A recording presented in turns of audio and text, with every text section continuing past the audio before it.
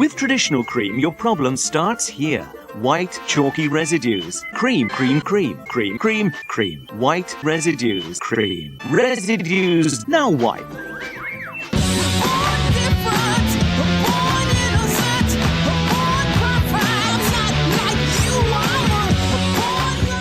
So earlier, last week, I was thinking to myself, I feel bad, because lately, all I've done is upload episodes of this show, and nothing extra, nothing else, and none of the other zazz that 10% of you come for. And I thought, oh, I'll do another video about a game, a video game. What's out?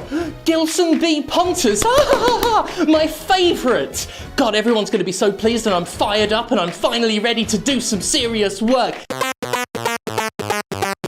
Gilson, you ruined it!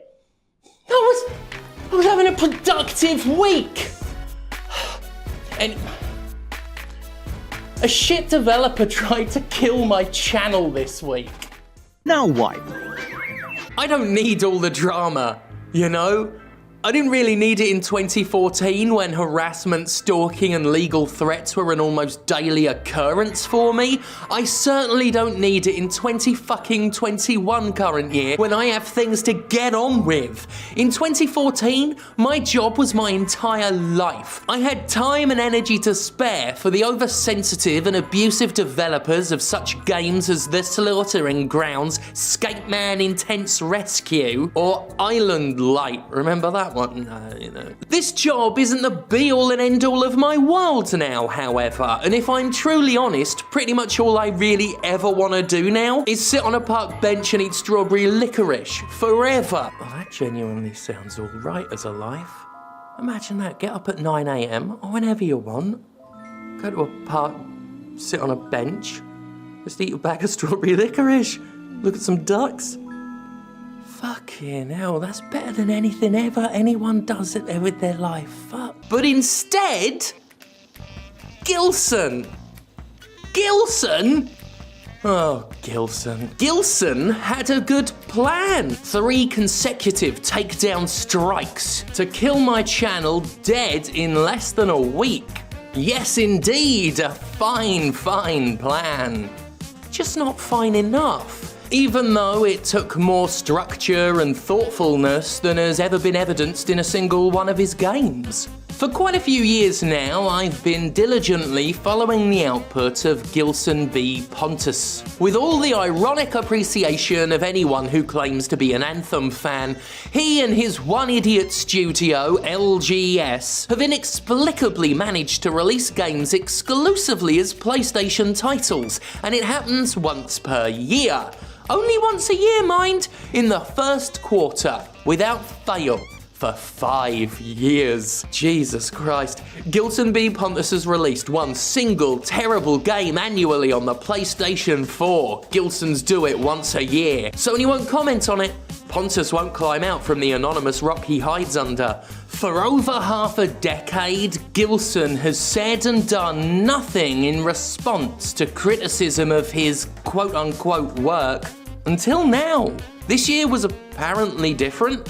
Shortly after publishing a video on Pontes' latest disaster, Tai Shogun Rise of Emperor, my video from the year before about Shadow the Ronin was taken down via copyright strike. Yep, the same copyright takedown strike notoriously used in the past by multiple developers who did so fraudulently as a means of suppressing criticism. From fun creators to, most famously, Digital Homicide, abusing YouTube's easily abused systems to remove unwanted opinions has been the go-to for oversensitive, self-alleged developers who want to release broken, overpriced asset flips without being called out for releasing overpriced, broken asset flips. Despite previously displaying all of the wit of a particularly witless stick of dog shit, Gilson achieved something close to sapience this past week. For a given definition of the word sapience, anyway. Rather than issue takedowns of my videos all at once, Pontes had staggered them to take place over 3 days, thus ensuring the 3 strikes needed to take a channel down. Of the 5 Gilson videos I've published, 1 was taken down on a Wednesday, a further 3 on Thursday, and the final video was held off on until an attempt was made Friday. This looks to be nothing other than premeditated spite. Holding off on that last strike until Friday was... well, I mean, it was some cold-blooded bastardry. It was, in my opinion, an explicitly malicious tactic designed to destroy my livelihood and screw directly with my actual life. No, I don't run ads on this channel. It's all entirely crowd-funded. But considering the de facto monopoly status of YouTube, it would have been destructive nonetheless. And say what you fucking like about the mean things I said in my criticism of Gilson's software, I never crossed that fucking line. With any of them. With any of these little boys that have tried to fuck with my life. At least before they hit me with that lawsuit, this move by Pontes may be more abusive than anything Digital Homicide tried to pull, and infinitely more cowardly, as Gilson has refused to comment either publicly or privately on any of this. At least the Remind brothers slathered their off-base and ridiculous opinions all over everything. At least they didn't hide behind YouTube's apron strings. The one other thing Gilson did this past week was offer Laura Kate Dale, my colleague and friend, a review copy of Taishogun. This was either hypocrisy or an attempt at entrapment for further takedowns. I'll let Gilson pick, that little whiny bollocks. Anyway, he failed! Failed. Failure. Failing failure that failed. Like a failure. And I'll explain how he did so. But first I want to take us back in time a little, just a little, to an age before we necessarily knew who Gilson B. Pontes was. We were, however, familiar with his work.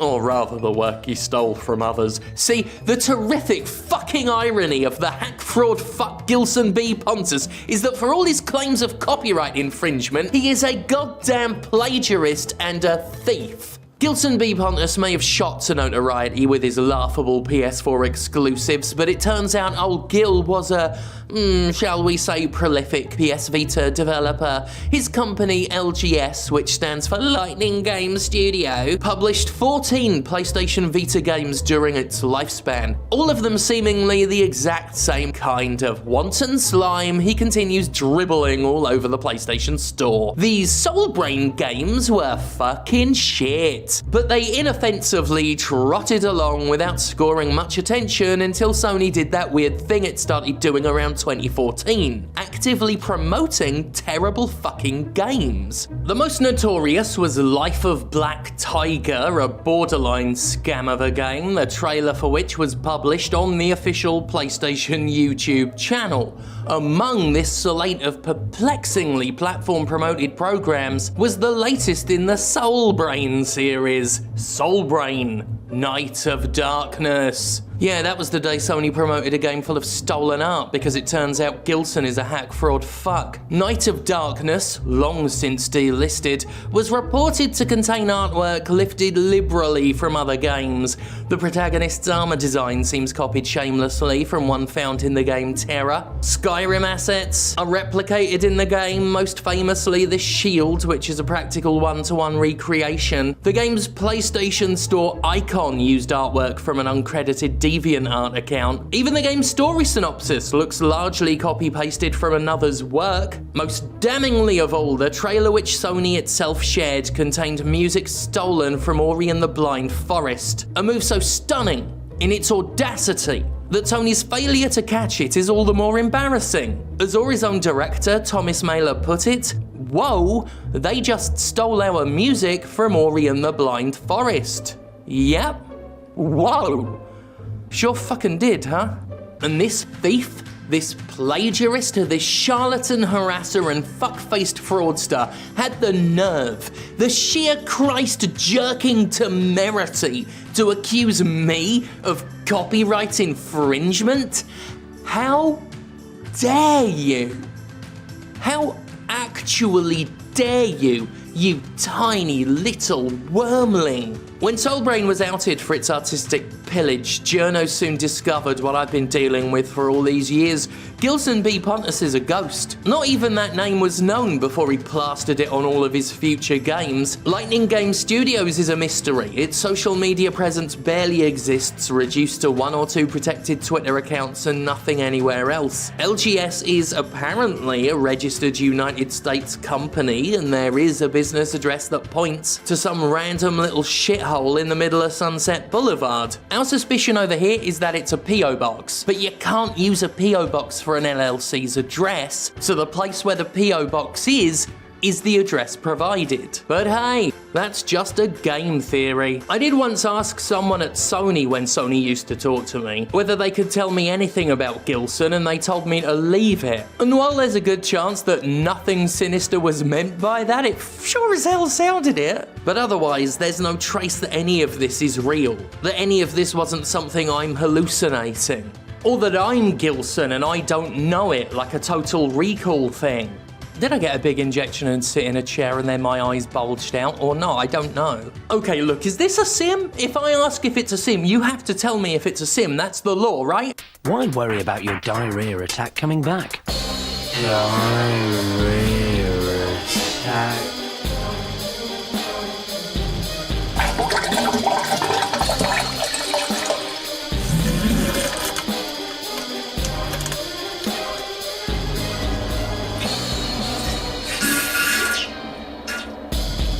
Stop diarrhea and get on with your day. What's really sad is that until now I found these idiotic games almost charming. Or at least I was surrendering to their existence after years of putting up with them. I don't have the energy to be mad about these games anymore. They're not going away and I'm tired, so I might as well try and enjoy something with them. On the stream I did after my Taishogun video, the chat hailed Gilson as a god and I went along with it. Why not ironic veneration at this point, eh?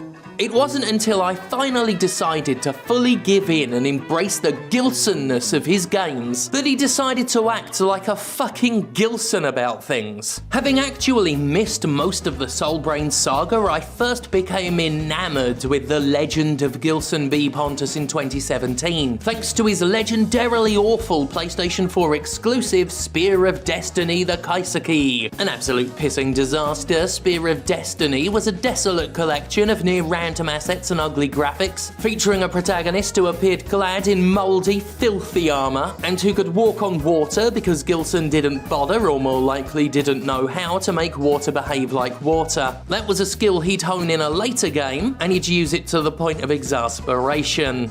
Despite being an embarrassing showcase of talentlessness, Spear of Destiny may be one of Gilson's better games. It features such things as a health bar and playable combat, things that would be routinely missing from future games. Nonetheless, it bore the hallmarks of all of Pontes' future work. You run through an empty map for a long time to engage in terrible combat, and then you die. The next game in the series, Sword of Fortress, the Onizium, was far worse, but far more reflective of what would become the classic Gilson experience. You spawn somewhere far away from the gameplay, you run a really long time toward a shitty monster, and then you get killed in one hit. This is the kind of Gilson gameplay most of his admirers are familiar with. The thrilling sequel, Samael, The Legacy of Ophiuchus, may well be the worst non-plagiarized thing he's ever done. Messier, uglier, and at times almost impossible to navigate due to a severe lack of lighting and a Vaseline-smeared camera. Not only was Samael another run-and-die game, it was also more distinctly unpleasant to control. Also, for some reason, when I think of Gilson, I think he looks like the Nosferatu figure that stars as this game's protagonist. You know, unappealing and shit. Shadow the Ronin, however, was a step up for the series because it had an NPC character model and enemies that you could kill in one hit. You still usually ended up dying almost immediately after a fight starts, but it was something approaching playable. This takes us to Taishogun, another bad game that's just the same as his other bad games. Because the bad games are bad, and are made by a bad maker of bad games who is bad, and they are bad, and why does Sony keep letting him do it? What leverage does he have over the PlayStation leadership that they continue to let him do this and refuse to comment on why a known plagiarist and perjurer is still uploading $10 to $20 con jobs. Now all of this, of course, ain't my first time at the rodeo. Clearly Gilson either didn't know that or was so utterly deluded he thought he could somehow succeed where others have failed and kill me off for good. Well, he soon learns that no, he is not the chosen one, he is not special, and he is not so Machiavellian that his plan was ever gonna succeed. He is Gilson. Gilson B. Pontes. And Gilson B. Pontes is a shriveled shithead. Once the takedowns began, I immediately contacted my lawyer, gathered what information we could, and I began the laborious process of disputing these claims and keeping my channel alive. At first, YouTube was unresponsive. It would appear that things have gotten even more difficult for content creators falsely accused of copyright infringement since I was last falsely accused of it. You still have to completely dox yourself to the unhinged man-child who's trying to fuck your career up first and foremost, which is as disturbing and dangerous today as it was when I was expected to give all my personal details to the deranged Remind brothers. Yeah, well, I'll say this. I made sure I won't be getting calls from Gilson in the evening like I used to get from Robert fucking Romine. It's just not fucking right that he gets to have that and I get nothing but a Gmail addy. On top of that, the decision to reinstate videos only officially lies solely with the claimant. Unless you can somehow convince YouTube to step in, the one who is trying to kill the channel is in charge of whether or not the channel lives or dies. You can see how this is a problem when the harmful liars get to decide what a harmful lie is. YouTube now wants to be so hands-off, so free of potential responsibility that it's become the media equivalent of Pontius fucking Pilate. But that's YouTube for you, cowards and bastards and exploiters. A bunch of fucking Gilsons, really. This tactic of illusory neutrality is what YouTube first tried to pull on me, but they didn't know I'd already lawyered up by then. After I disputed the claims, pointing out that my career is not so in the dirt that I need another one of these idiotic controversies, YouTube contacted me to tell me it had planned to do nothing. Despite this situation being the same as all the others, all the past videos that were falsely accused, all the developers that were out of their minds, despite the fact that YouTube at least once had a protection program in place and was meant to stop this happening, they told me it was unclear if Gilson's false takedown was false or not. They basically said it was between us, only he called all the shots. But I was free to redispute it, which I did. When you dispute a second time, they try to scare you. YouTube is very clear to let you know that before doing so, you should be prepared to defend your video in court. And it is a warning, after all, going to court is expensive, frightening, and a huge fucking risk. But if it came down to it, I'm pissed, tired, and old. Having to deal with this pisses me off. I'm sick of it, and I'll lash the fuck out, and more importantly, I have access to good bloody lawyers. So I told Gilson, and I told YouTube, that yes, I was prepared to go to fucking court. I was prepared to go to court and fight this and set a goddamn precedent if it ever got so extreme. I also added that if I did not see my videos reinstated by the end of the day, both Gilson and YouTube would be hearing from my lawyer. By the end of the day, all of my videos were reinstated.